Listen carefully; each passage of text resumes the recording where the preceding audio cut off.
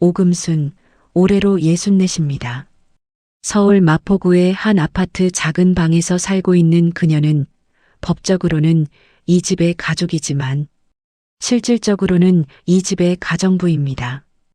홀로 아들 강태호를 키워낸 어머니, 남편을 일찍 떠나보내고 허리띠를 졸라매며 아들의 대학 등록금을 댔고 아들의 결혼식 날 하객들 사이에서 혼자 조용히 울었던 여자입니다.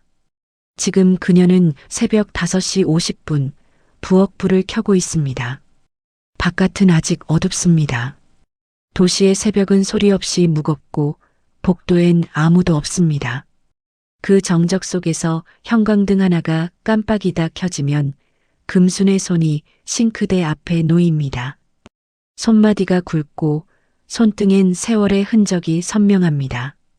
언제부터 이렇게 거칠어졌는지 그녀 자신도 기억하지 못합니다. 쌀을 씻는 소리가 조용한 부엌을 채웁니다. 물이 손가락 사이를 빠져나가고 쌀알이 부딪히는 소리가 작게 울립니다. 그 소리 외엔 아무것도 없습니다.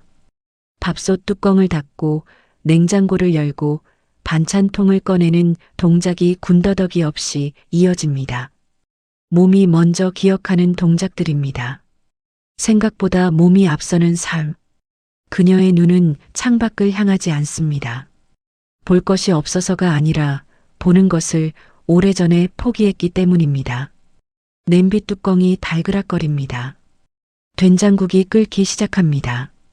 금수는 불을 줄이고 뒤돌아서며 등을 잠깐 벽에 기댑니다. 오른쪽 무릎이 어제부터 더 시큰거립니다. 계단을 내려갈 때도 쪼그려 앉을 때도 이제는 평지에서 서 있을 때도 묵직하게 쑤십니다. 하지만 그 통증을 입 밖으로 꺼낸 적이 없습니다. 꺼내봤자 돌아오는 건 걱정이 아니라 불편함이라는 걸 오래전에 배웠기 때문입니다. 그때 핸드폰 화면이 밝아집니다. 알림 소리는 진동으로 맞춰져 있어 작게 울립니다. 아들 강태호의 카톡입니다. 새벽 6시. 금수는 화면을 들여다봅니다. 오늘 저녁 갈비찜을 해달라는 메시지입니다. 채린의 친정 식구가 온다는 말도 덧붙여져 있습니다. 그녀는 잠시 손을 멈춥니다. 한 박자, 딱 그만큼의 시간입니다. 그리고 다시 손을 움직입니다. 냉동실에서 갈비를 꺼내 찬물에 담급니다. 핏물이 천천히 번집니다. 붉은 물이 퍼지는 것을 금수는 말없이 바라봅니다. 창밖으로 새벽빛이 아주 조금, 아주 희미하게 스며들기 시작합니다. 오늘도 하루가 이렇게 시작됩니다. 새벽부터 시작된 금순의 하루는 멈추는 법이 없습니다. 된장국이 완성되고 계란말이가 접시에 담기고 멸치볶음이 윤기나게 졸여질 즈음 시계는 오전 7시를 가리킵니다. 아들 강태호는 출근 준비를 마치고 식탁 앞에 앉아 밥을 먹습니다. 숟가락 소리만 납니다. 고맙다는 말도 맛있다는 말도 없습니다. 태호에게 이 아침 식사는 당연한 것입니다. 오늘도 어제도 내일도 그럴 것입니다. 태호가 나간 뒤 현관문이 닫히고 집안에는 다시 금순 혼자 남습니다. 그녀는 식탁을 닦고 그릇을 씻고 개수대를 헹굽니다. 손이 찬물에 닿을 때마다 무릎 위까지 시린 기운이 올라옵니다. 이 집 보일러는 거실과 안방 쪽에만 온기가 잘 돕니다. 주방 바닥은 늘 차갑습니다. 금수는 그 사실을 알지만 말하지 않습니다.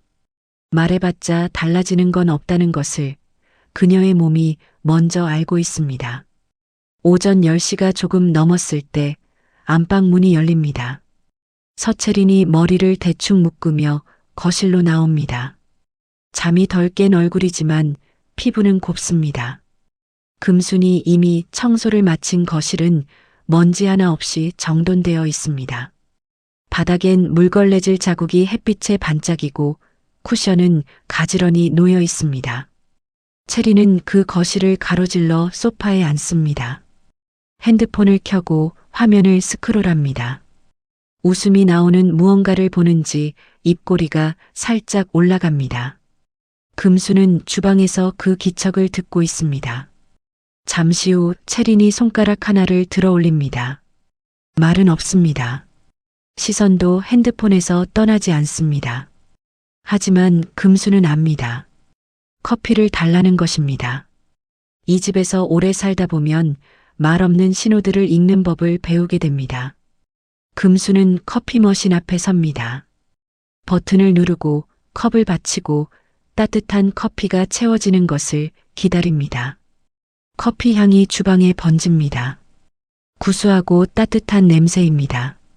하지만 금수는 그 향을 즐길 틈이 없습니다.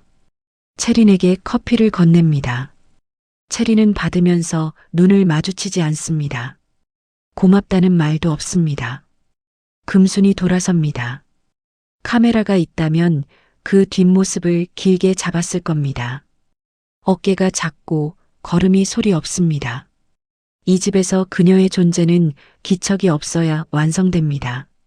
주방으로 돌아온 금수는 싱크대 앞에 섭니다.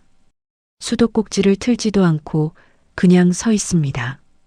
창밖 햇빛이 그녀의 옆 얼굴에 닿습니다. 따뜻하지만 금순의 표정은 움직이지 않습니다. 저 햇빛이 자신을 위한 것이라고 생각한 지가 얼마나 됐을까요? 그녀 자신도 이제는 잘 모릅니다. 저녁 7시 아파트 복도에 음식 냄새가 번집니다. 갈비찜 냄새입니다.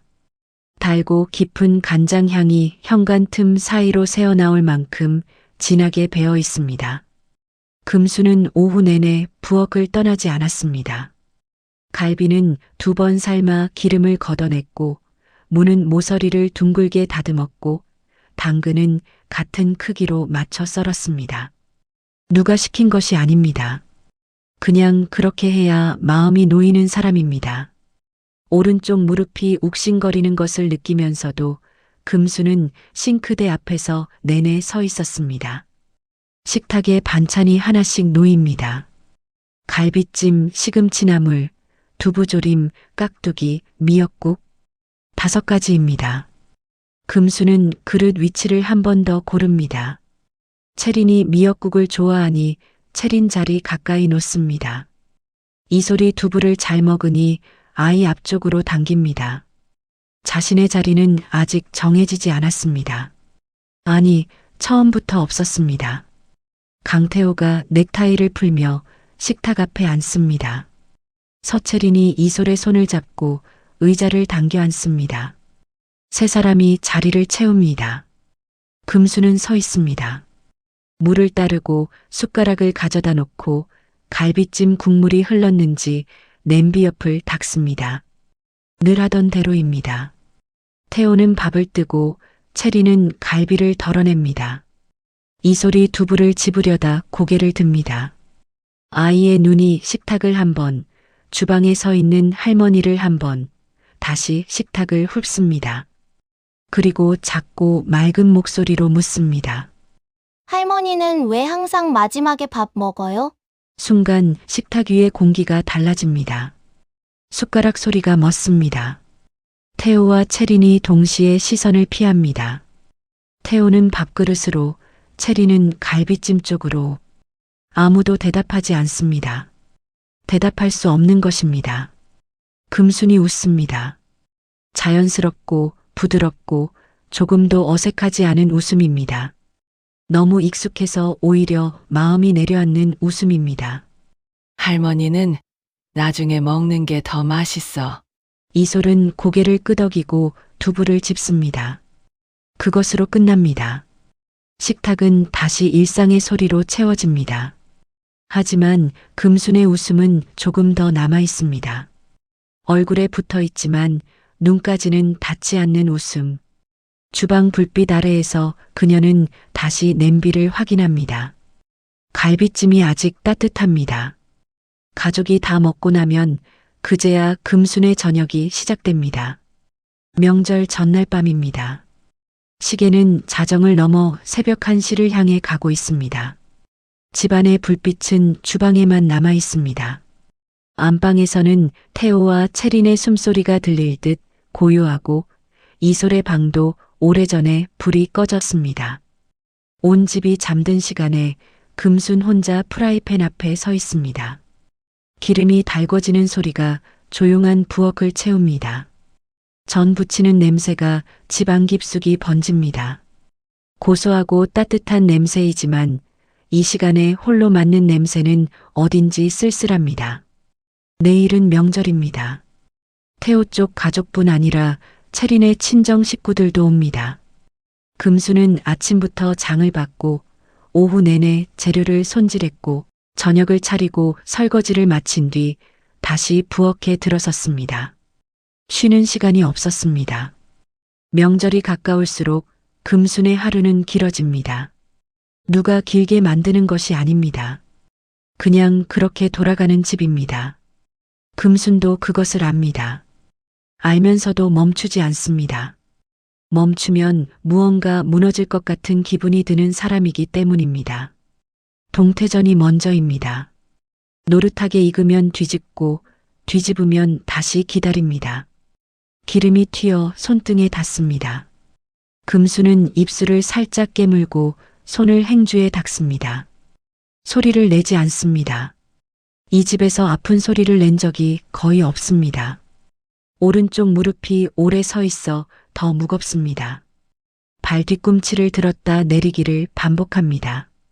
그 작은 동작이 무릎의 통증을 조금이나마 분산시켜줍니다. 금순만 아는 방법입니다. 깻잎전, 호박전, 고구마전. 접시가 하나씩 쌓입니다.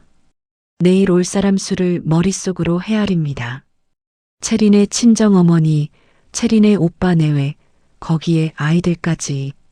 저는 2배로 붙여야 합니다. 손이 빠르게 움직입니다. 그때 핸드폰이 울립니다. 진동이 조리대 위에서 작게 떨립니다. 동생 오금란입니다. 금수는 한 손으로 전화를 받고 다른 손으로는 뒤집개를 놓지 않습니다. 언니, 지금 뭐해? 전 부치고 있어. 짧은 침묵이 흐릅니다. 전화기 너머 금란의 숨소리가 느껴집니다. 길고 무거운 숨입니다. 금란은 더 묻지 않습니다. 금순도 더 말하지 않습니다. 통화는 그렇게 짧게 끝납니다. 전화를 내려놓은 뒤 금수는 프라이팬을 바라봅니다. 기름 위에서 전이 익어가고 있습니다. 주방 창문에 밤이 짙게 내려앉아 있습니다. 유리에 금순의 얼굴이 희미하게 비칩니다. 지쳐 보이는 얼굴입니다. 하지만 그녀는 그 얼굴을 오래 보지 않습니다. 시선을 프라이팬으로 돌립니다. 전이 탈 것 같습니다. 지금은 그것이 더 중요합니다. 명절 당일 낮입니다. 햇빛이 거실 창으로 환하게 들어옵니다. 집안에 사람이 많아졌습니다. 웃음소리가 들리고 아이들 뛰는 소리가 들립니다. 겉으로 보면 따뜻하고 활기찬 명절 풍경입니다. 하지만 금수는 아침부터 부엌을 떠나지 못했습니다. 전날 밤 부쳐둔 전을 데우고 나물을 무치고 국을 끓이고 식기를 닦고 상을 차렸습니다.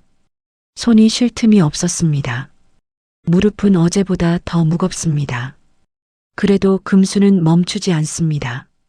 현관벨이 울립니다. 채린이 빠른 걸음으로 달려나갑니다. 문이 열리고 채린의 친정 어머니가 들어섭니다. 채린의 얼굴이 환해집니다. 평소에 보지 못하던 표정입니다. 태호도 현관으로 나와 짐을 받아들며 공손하게 인사합니다. 채린이 직접 소파 중앙으로 안내하고 쿠션을 건네고 따뜻한 차를 내립니다. 과일을 깎아 접시에 담아옵니다. 손이 바쁘게 움직입니다. 태호도 곁에 앉아 어머님 앉아 계세요 라고 말합니다. 목소리가 부드럽습니다. 금수는 부엌 입구에서 그 장면을 바라봅니다. 눈이 한번 깜빡입니다. 그리고 또 한 번. 채린의 어머니는 소파 중앙에 앉아 차를 받아 마십니다. 웃음소리가 거실에 번집니다. 금수는 그 웃음소리를 들으며 천천히 부엌으로 돌아옵니다. 냉장고 문을 엽니다. 꺼낼 것이 있어서가 아닙니다. 그냥 열었습니다. 차가운 공기가 얼굴에 닿습니다. 잠시 그 차가움 속에 서 있습니다. 냉장고 안의 반찬들이 눈에 들어오지 않습니다. 금순의 시선은 냉장고를 보고 있지만 사실은 아무것도 보지 않고 있습니다. 문을 닫습니다. 냉장고의 차가운 금속면에 손을 잠시 댑니다. 손바닥 온기가 금속에 닿아 사라집니다. 감정이 없는 얼굴처럼 보입니다. 하지만 감정이 없는 것이 아닙니다. 감정이 얼굴까지 올라오는 길을 잃은 것입니다. 오랫동안 눌러두다 보면 그렇게 됩니다. 표현하는 법을 잊어버리는 것이 아니라 표현해도 달라지는 것이 없다는 것을 몸이 먼저 배워버린 것입니다. 거실에서 웃음소리가 또 납니다.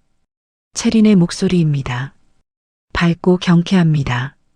금수는 그 소리를 들으며 다시 조리대 앞에 섭니다. 점심상을 차려야 합니다. 손이 움직이기 시작합니다. 뚝배기를 꺼내고 불을 켜고 국자를 듭니다. 오늘 이 집에서 가장 바쁜 사람은 금순입니다. 그리고 아마도 가장 외로운 사람도 금순일 것입니다. 명절 손님들이 돌아간 뒤입니다. 집안이 다시 조용해졌습니다. 설거지를 마치고 식탁을 닦고 남은 음식을 정리하고 행주를 빨아 널었습니다. 금순이 부엌불을 끄는 시간은 밤 10시가 넘었습니다. 이솔은 진작 잠들었고 태호와 채린도 안방으로 들어간 지 오래입니다. 복도엔 아무 소리가 없습니다. 금수는 천천히 자신의 방으로 걸어 들어갑니다. 문을 닫는 소리가 작게 납니다. 이 집에서 가장 작은 방입니다. 짐박스가 2개 벽 쪽에 쌓여 있고 그 사이에 금순의 침대가 끼어 있습니다. 침대 폭이 좁아서 누우면 팔을 양쪽으로 뻗을 수 없습니다. 창문은 하나인데 옆 건물 벽과 마주보고 있어 낮에도 햇빛이 잘 들지 않습니다. 금수는 그 방을 불편하다고 말한 적이 없습니다. 말할 이유를 찾지 못했습니다. 아니, 말해도 바뀌지 않을 거라는 것을 처음부터 알았습니다. 협탁 위에 사진 2장이 놓여 있습니다. 하나는 남편의 사진입니다. 금순이 35이던 해에 찍은 것입니다. 남편은 웃고 있습니다. 환하고 넉넉한 웃음입니다.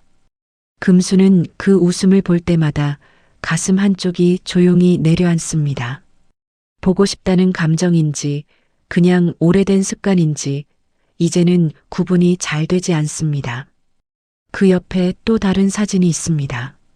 25의 금순입니다. 어딘가 바닷가인 것 같습니다. 머리카락이 바람에 날리고 눈이 가늘게 휘어 있습니다. 웃고 있습니다. 온 얼굴로 웃고 있습니다. 금수는 그 사진을 오래 들여다봅니다. 눈매가 닮았습니다. 얼굴형도 닮았습니다.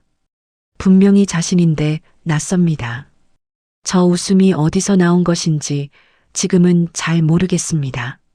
무엇이 저렇게 기뻤는지도 기억이 흐릿합니다. 사진을 내려놓고 금수는 천장을 바라보며 눕습니다. 이불이 얇습니다. 발끝이 차갑습니다. 보일러가 이 방까지는 온기를 충분히 보내지 못합니다. 금수는 발을 이불 안으로 더 깊이 집어넣습니다.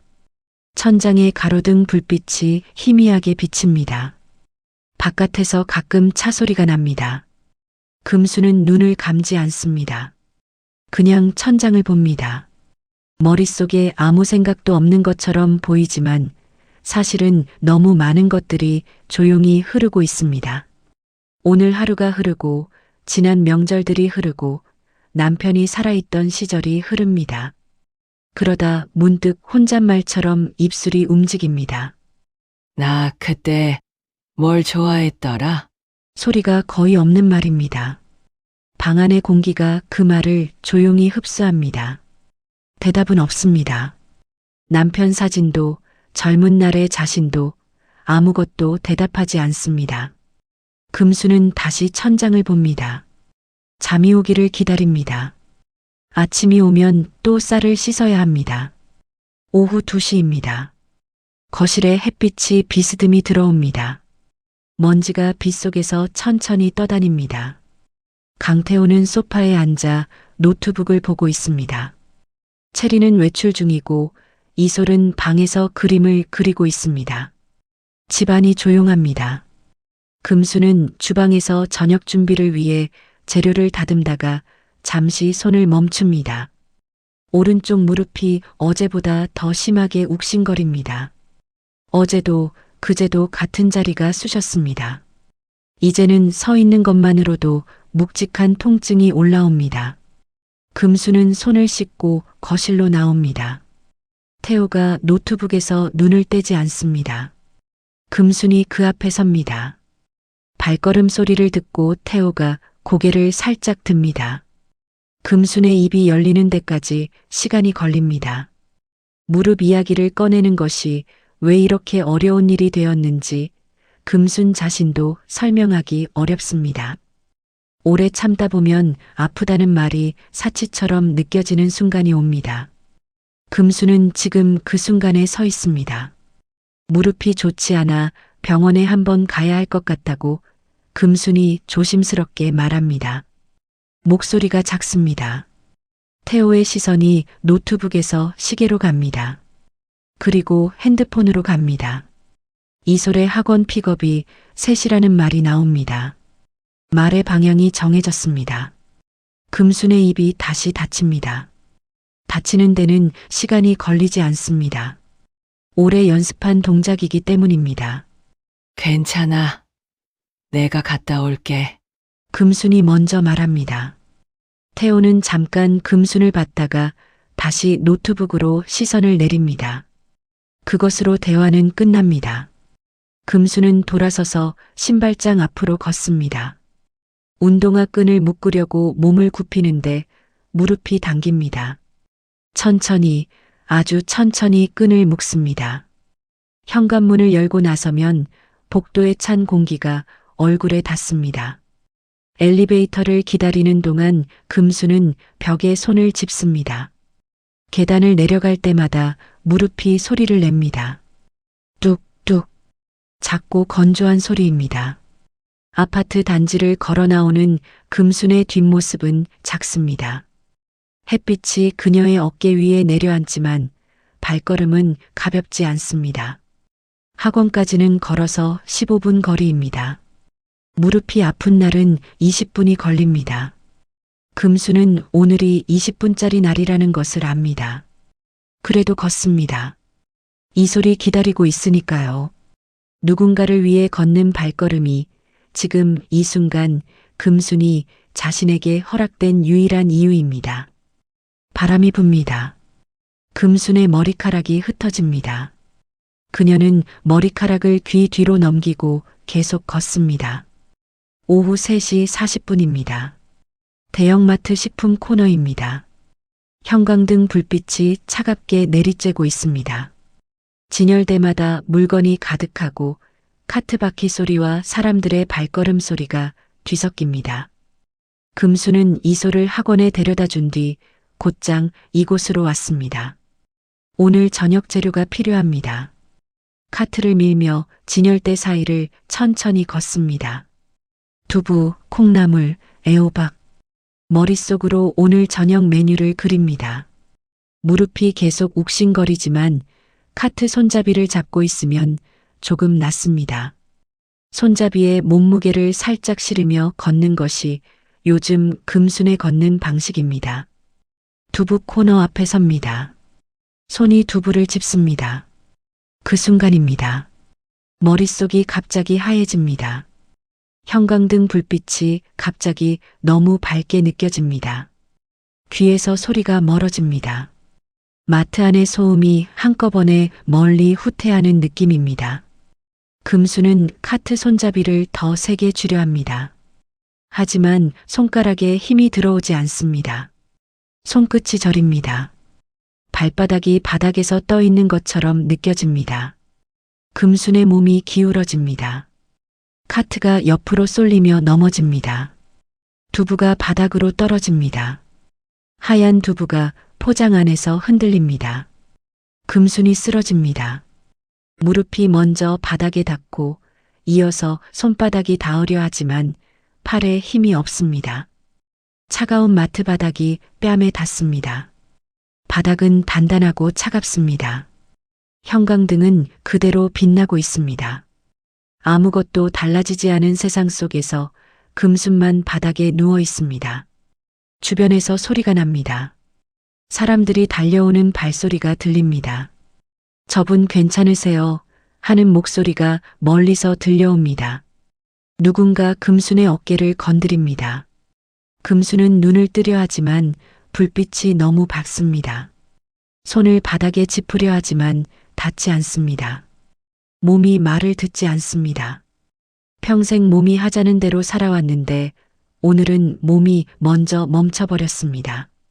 카트 아래로 핸드폰이 굴러가 있습니다. 화면이 바닥을 향하고 있습니다. 잠시 후 화면이 스스로 켜집니다. 알림이 들어온 것입니다.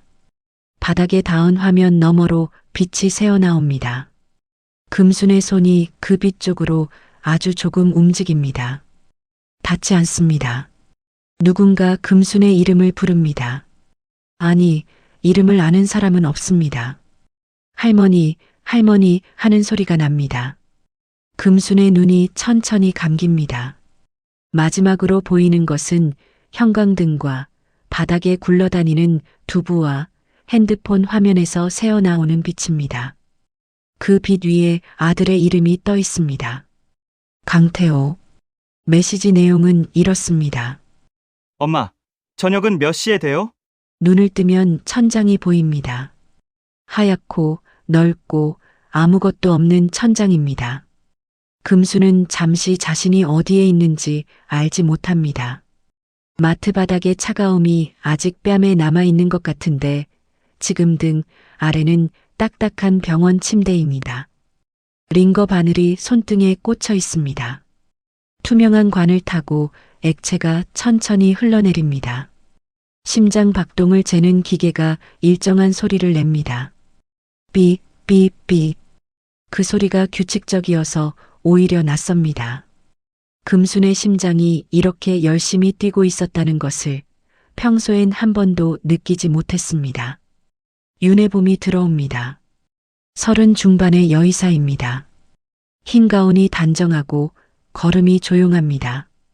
차트를 들여다보다가 금순 쪽으로 시선을 돌립니다. 과로와 영양 불균형이라고 말합니다. 혈압이 많이 떨어져 있었다고 합니다. 빈혈 수치도 낮습니다. 단백질이 부족합니다. 숫자들이 나열됩니다. 금수는 듣고 있지만 온전히 들어오지 않습니다. 몸 안에 숫자들이 이렇게 쌓여 있었다는 것이 실감되지 않습니다. 아프다는 것을 몰랐던 것이 아닙니다. 알면서도 숫자로 확인하는 것은 처음입니다. 해봄이 차트에서 눈을 들어 금순을 바라봅니다. 그 시선이 오래 머뭅니다. 진단서에 적힌 숫자보다 지금 이 사람의 얼굴이 더 많은 것을 말하고 있다는 것을 해봄은 오랜 시간 환자를 보며 배웠습니다. 보호자가 어디 계시냐고 묻습니다. 금수는 잠시 말이 없습니다. 아들한테 연락했는데 회의 중이라고 말합니다. 목소리가 평탄합니다. 미안하다거나 서운하다는 감정이 실려 있지 않습니다. 너무 익숙해진 대답입니다. 해봄이 의자를 당겨 앉습니다. 차트를 무릎 위에 내려놓습니다. 그리고 묻습니다.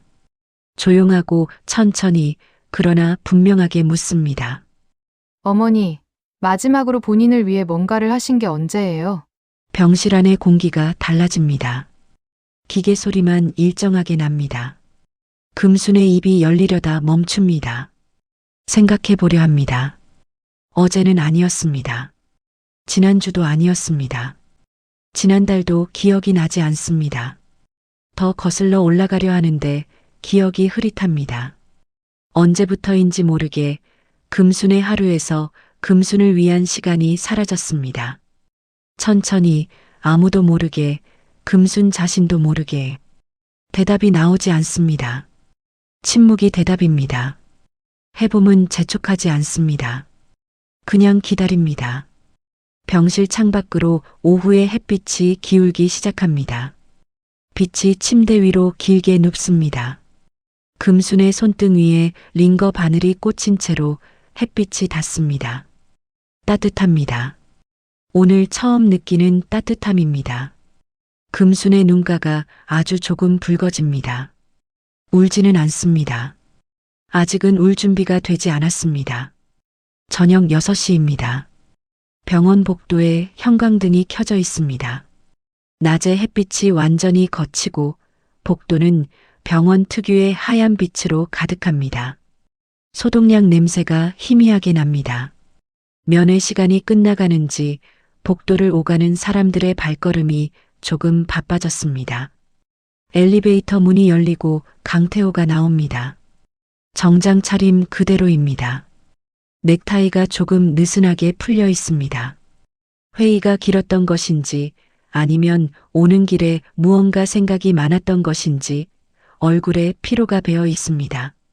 빠른 걸음으로 병실 방향을 향합니다. 복도 끝에서 오금란이 나타납니다. 금순의 동생입니다. 태호보다 먼저 도착해 있었습니다. 금란의 눈이 태호를 발견하는 순간 발걸음이 멈춥니다. 두 사람이 복도 한가운데서 마주섭니다. 형광등 아래에서 서로를 봅니다. 태호가 먼저 인사를 하려고 입을 엽니다. 하지만 금란의 눈빛이 그 말을 막습니다. 금란의 눈은 태호를 처음부터 끝까지 천천히 훑습니다. 정장, 넥타이, 서류 가방. 금란은 그것들을 하나씩 봅니다. 그리고 숨을 한번 고릅니다. 말이 시작됩니다. 금란의 목소리는 높지 않습니다. 오히려 낮고 차분합니다. 그래서 더 무겁습니다. 태호는 처음엔 해명하려 합니다. 갑자기 연락을 받아서 회의 중이어서 라는 말이 나오려 합니다.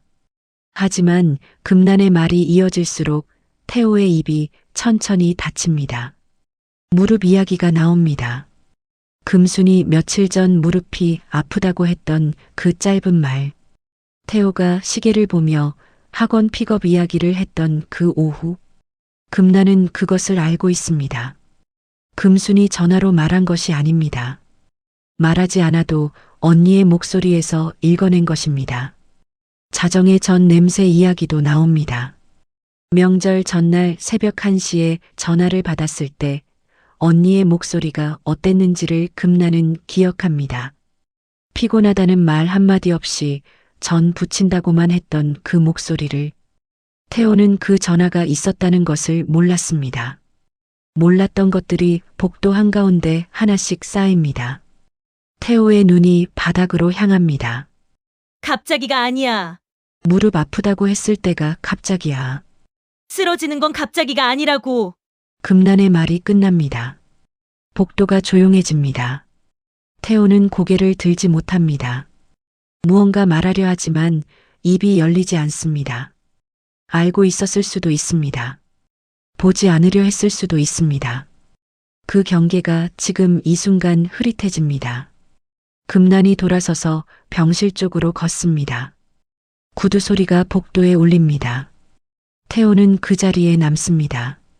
형광등 아래 긴 그림자가 생깁니다. 그림자는 태호보다 훨씬 크고 훨씬 무겁습니다. 밤 9시입니다. 병실 안이 조용합니다. 형광등 대신 벽 쪽 보조등만 켜져 있어 빛이 은은합니다. 소독약 냄새 사이로 바깥 복도에서 간호사들의 발소리가 가끔 지나갑니다. 금란은 잠시 자리를 비웠고 태호도 병원 로비로 내려간 뒤 아직 돌아오지 않았습니다. 병실에는 채린과 이솔만 남아 있습니다. 채린은 침대 옆 보호자 의자에 앉아 있습니다. 등이 곧게 세워져 있지만 어깨는 조금 내려가 있습니다. 손을 무릎 위에 모으고 있습니다. 움직이지 않습니다. 금순이 자고 있습니다. 링거가 천천히 떨어지고 기계 소리가 일정하게 납니다. 채리는 금순의 얼굴을 바라봅니다. 오래 바라봅니다. 이 집에서 3년을 살았지만 이렇게 오래 금순의 얼굴을 들여다본 적이 없습니다. 항상 움직이고 있었기 때문입니다. 부엌에 있거나 청소를 하거나 이소를 데리러 가거나 금순이 가만히 있는 모습을 체리는 거의 본 적이 없습니다. 지금 이 얼굴이 낯선 것은 그 때문입니다.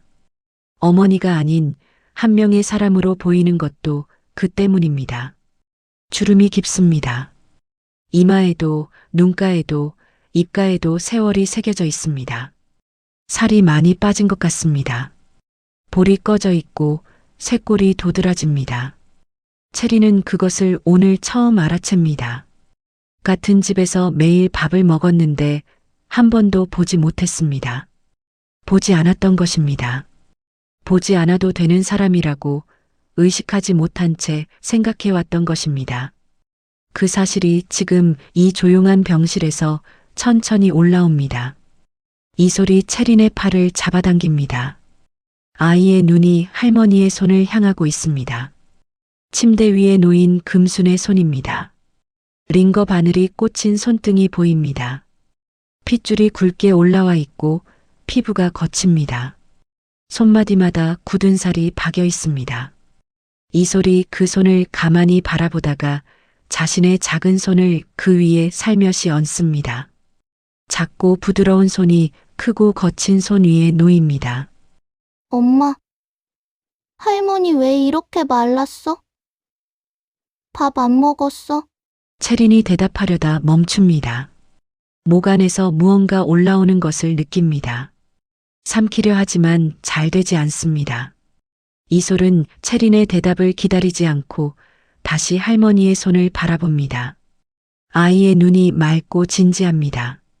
할머니 빨리 나아야 하는데, 나 할머니가 웃는 거 보고 싶어.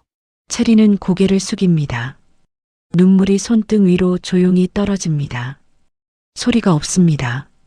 이솔은 모릅니다. 엄마가 울고 있다는 것을. 아이는 그냥 할머니의 손을 잡고 있습니다. 작은 손이 거친 손 위에 얹혀 있습니다. 보조등 불빛이 두 손 위에 조용히 내려앉습니다. 체린의 눈물이 이 순간 무엇인지 체린 자신도 아직 다 알지 못합니다. 미안함인지 부끄러움인지 아니면 너무 늦게 본 것에 대한 후회인지 아마도 그 모든 것이 한꺼번에 섞여 있을 것입니다. 퇴원하는 날 낮입니다. 병원 현관을 나서면 바깥 공기가 차갑게 얼굴에 닿습니다. 사흘 만에 맡는 바깥 냄새입니다. 매연과 찬바람이 섞인 냄새인데 금수는 잠시 그 자리에 서서 그 냄새를 맡습니다. 살아있다는 것이 냄새로 느껴지는 순간이 있습니다. 지금이 그런 순간입니다. 태호가 옆에서 팔을 내밀지만 금수는 천천히 혼자 걷습니다. 짐을 직접 듭니다. 무릎이 아직 완전히 낫지 않았지만 남의 손을 빌리지 않아도 된다는 것을 몸으로 확인하고 싶습니다. 아파트 현관문을 열고 들어섭니다. 집 냄새가 납니다. 늘 맡던 냄새인데 오늘은 조금 다르게 느껴집니다. 사흘 동안 없었던 자리에서 돌아온 사람만이 느끼는 낯섦입니다. 거실은 평소보다 덜 정돈되어 있습니다. 쿠션이 비뚤어져 있고 식탁 위에 컵이 하나 남아 있습니다. 금수는 그것을 보고도 손을 뻗지 않습니다. 처음으로 손을 뻗지 않습니다. 체린이 현관 쪽에 어색하게 서 있습니다. 무언가 말하려는 것 같기도 하고 그냥 서 있는 것 같기도 합니다. 태호는 금순의 짐을 받으려다 금순이 내려놓는 것을 보고 멈춥니다. 이솔은 금순의 손을 잡으려고 달려오다가 링거 자국이 남은 손등을 보고 살며시 잡습니다. 아이의 손이 조심스럽습니다. 금수는 이솔의 머리를 한번 쓰다듬고 식탁으로 걷습니다. 의자를 당겨 앉습니다. 처음으로 먼저 앉습니다. 의자가 삐걱입니다. 그 소리가 이 집에서 유난히 크게 울립니다. 체린이 그 소리를 듣고 눈을 깜빡입니다. 태호가 시선을 내립니다. 금수는 흔들리지 않습니다. 등을 의자에 기대고 두 손을 식탁 위에 올려놓습니다. 그리고 천천히 입을 엽니다. 목소리가 평소보다 낮고 느립니다. 며느라, 나 오늘부터 밥은 같이 앉아서 먹을게. 무릎 나을 때까지 청소는 못해. 말이 끝납니다. 채린의 입이 열리려다 멈춥니다. 태호는 여전히 시선을 내리고 있습니다. 아무도 즉각적으로 반응하지 않습니다. 하지만 그 침묵은 예전의 침묵과 다릅니다. 예전의 침묵은 금순이 말을 삼켰기 때문에 생기는 침묵이었습니다. 지금의 침묵은 금순이 말을 꺼냈기 때문에 생기는 침묵입니다. 무게가 다릅니다. 방향이 다릅니다. 이솔이 금순 옆자리에 바짝 붙어 앉습니다. 아무것도 모르는 얼굴로 아무렇지 않게 그 자연스러움이 이 팽팽한 순간을 조용히 눌러줍니다. 창밖으로 오후의 햇빛이 식탁 위에 길게 눕습니다. 금순의 손등 위에도 햇빛이 닿습니다. 링거 자국이 아직 남아있는 손등입니다. 하지만 그 손이 오늘은 식탁 위에 당당히 놓여 있습니다. 처음으로 밥이 오기 전에 먼저 앉아서 밤 11시입니다. 집안이 잠들었습니다. 이솔의 방은 오래전에 불이 꺼졌고 채린도 안방으로 들어간 지 1시간이 넘었습니다. 복도에는 아무 소리가 없습니다. 바깥에서 바람 소리가 가끔 창문을 스칩니다. 건조한 밤입니다. 아파트 특유의 정적이 복도를 가득 채우고 있습니다. 그 정적 속에 강태호가 서 있습니다. 잠옷으로 갈아입었지만 잠들지 못한 얼굴입니다. 눈 아래가 어둡고 턱선이 긴장되어 있습니다. 그가 서 있는 곳은 금순의 방문 앞입니다. 문손잡이에 손을 얹습니다. 차가운 금속의 감촉이 손바닥에 닿습니다. 잠시 그 자리에 멈춥니다. 그리고 손을 내립니다.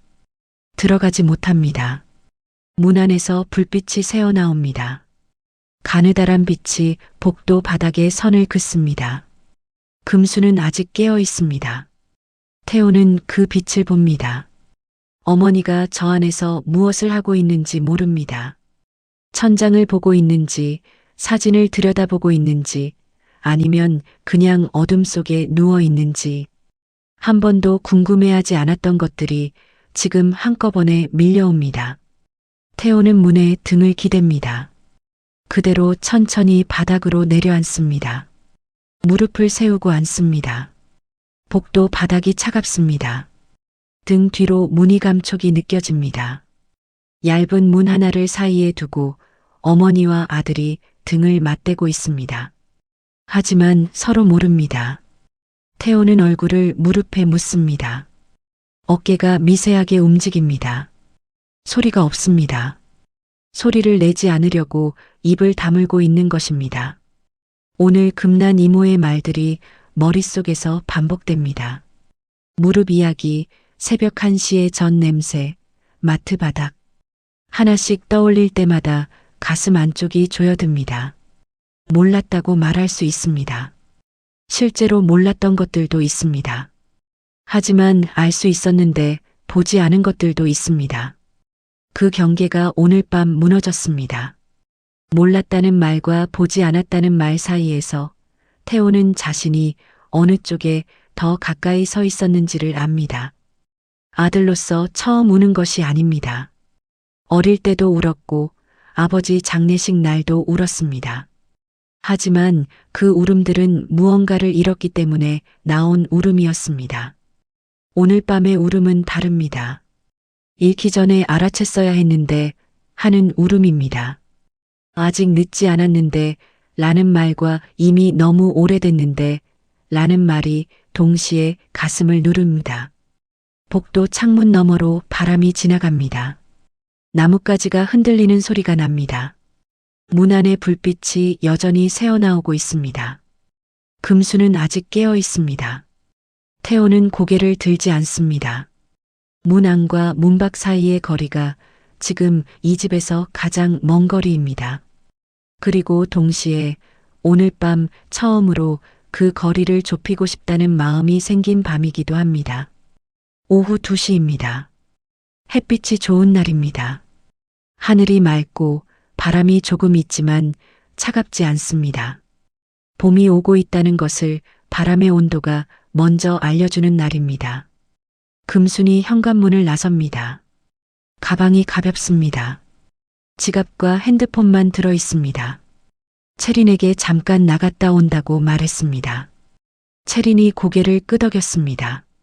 몇 시에 들어오냐고 묻지 않았습니다. 저녁은 자기가 할게요 라는 말도 덧붙였습니다. 금수는 잠시 채린을 바라봤다가 알겠다고 말하고 문을 나섰습니다. 엘리베이터를 타고 내려옵니다. 아파트 단지를 걸어 나오는 발걸음이 처음엔 어색합니다.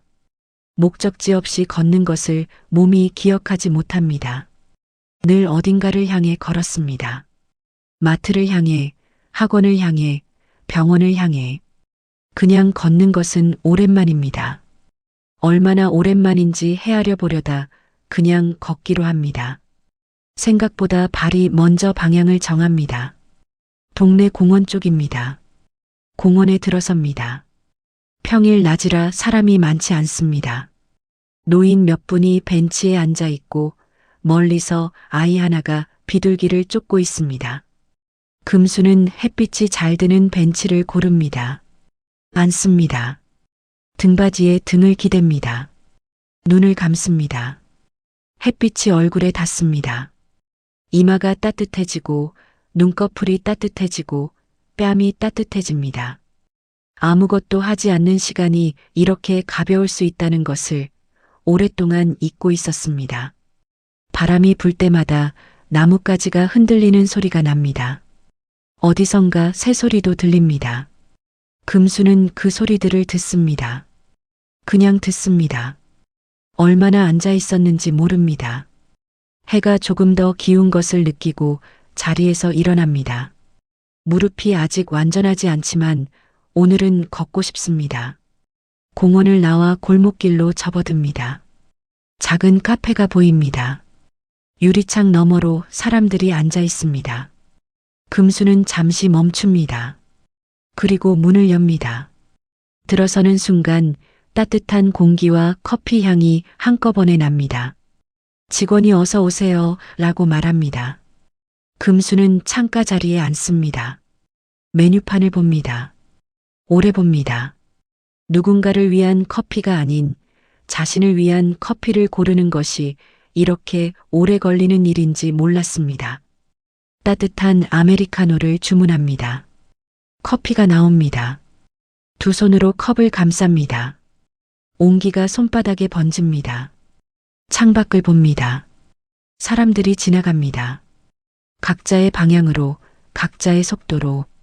금수는 그 모습을 바라봅니다. 서두르지 않습니다. 카페를 나온 뒤 골목을 걷다 꽃집 앞에서 발이 멈춥니다. 진열대에 화분들이 놓여 있습니다. 크고 화려한 꽃들 사이에서 작고 노란 꽃 하나가 눈에 들어옵니다. 금순이 그 앞에 쪼그려 앉습니다. 무릎이 당기지만 괜찮습니다. 꽃집 주인에게 꽃 이름을 묻습니다. 금잖아요. 금순이 웃습니다. 오늘 처음 나온 웃음입니다. 소리 없이 그러나 온 얼굴로 웃습니다. 사진 속 25의 그 웃음과 닮았습니다. 화분을 두 손으로 듭니다. 생각보다 가볍습니다. 작고 노랗고 단단한 꽃입니다. 금수는 그 꽃을 안고 집으로 걷기 시작합니다. 발걸음이 올 때보다 가볍습니다. 저녁 6시입니다. 식탁 위에 불빛이 따뜻하게 내려앉아 있습니다. 창밖으로 노을이 지고 있습니다.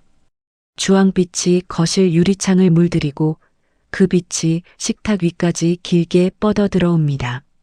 식탁 한켠에 금자나 화분이 놓여 있습니다. 작고 노란 꽃이 저녁빛을 받아 환하게 빛납니다. 금순이 먼저 와 앉아 있습니다. 등을 의자에 기대고 두 손을 식탁 위에 모으고 있습니다. 서두르지 않습니다. 기다립니다. 이 자리가 자신의 자리라는 것을 오늘은 압니다. 채린이 밥솥 앞에 섭니다. 밥을 퍼서 그릇에 담습니다. 태호가 냄비 앞에서 국자를 듭니다. 국을 뜨는 손이 어색합니다. 오래 해보지 않은 동작이기 때문입니다. 그릇에 국물이 조금 흘립니다. 태호가 행주로 닦습니다. 아무도 그것을 지적하지 않습니다. 이솔이 수저를 꺼내 하나씩 자리마다 놓습니다. 아이의 작은 손이 진지하게 움직입니다. 할머니 자리에 수저를 놓을 때 이솔이 금순을 올려다보며 웃습니다. 금순이 그 웃음을 받습니다. 5개의 그릇이 식탁 위에 놓입니다. 같은 시간에 같은 자리에 처음 있는 일입니다. 아무도 그것을 말로 표현하지 않습니다. 말로 표현하면 오히려 작아질 것 같은 순간들이 있습니다. 지금이 그런 순간입니다. 의자 끄는 소리가 나고 숟가락 소리가 나고 국 마시는 소리가 납니다. 평범한 저녁 식사의 소리들입니다. 하지만 오늘 이 소리들은 조금 다르게 들립니다. 더 조심스럽고 더 천천히 더 귀 기울이며 내는 소리들입니다. 이솔이 금순의 옆에 바짝 붙어 앉아 숟가락을 듭니다. 아이의 팔꿈치가 금순의 팔꿈치에 닿습니다. 금순은 그 온기를 느낍니다. 작고 따뜻한 온기입니다. 이솔이 국을 한 숟가락 먹고 고개를 듭니다. 까만 눈이 반짝입니다. 할머니 오늘 뭐 했어? 금순이 잠시 웃습니다. 소리 없이 눈가부터 번지는 웃음입니다. 응. 꽃 샀어. 이솔이 화분을 봅니다. 작고 노란 꽃을 봅니다. 그리고 다시 금순을 봅니다. 예뻐! 응. 할머니처럼 생겼어. 이솔이 깔깔 웃습니다. 맑고 높은 웃음소리가 식탁 위로 번집니다. 채린이 입꼬리를 올립니다. 태호가 밥그릇을 내려다보다가 조용히 웃습니다. 금순도 웃습니다. 온 얼굴로 웃습니다. 사진 속 25의 웃음과 꼭 닮은 웃음입니다. 오래 잃어버렸던 것이 아주 조용히 아무도 모르게 이 식탁 위로 돌아온 순간입니다. 카메라가 천천히 물러납니다. 식탁 전체가 담깁니다. 5사람이 앉아 있고 숟가락 소리가 나고 저녁 노을이 유리창을 물들이고 있습니다. 카메라가 더 물러나면 식탁 한켠에 금자나 화분이 남습니다. 저녁빛을 받아 노랗게 빛나는 꽃입니다. 작고 단단하고 조용합니다. 꺾이지 않고 피어 있습니다. 오금순처럼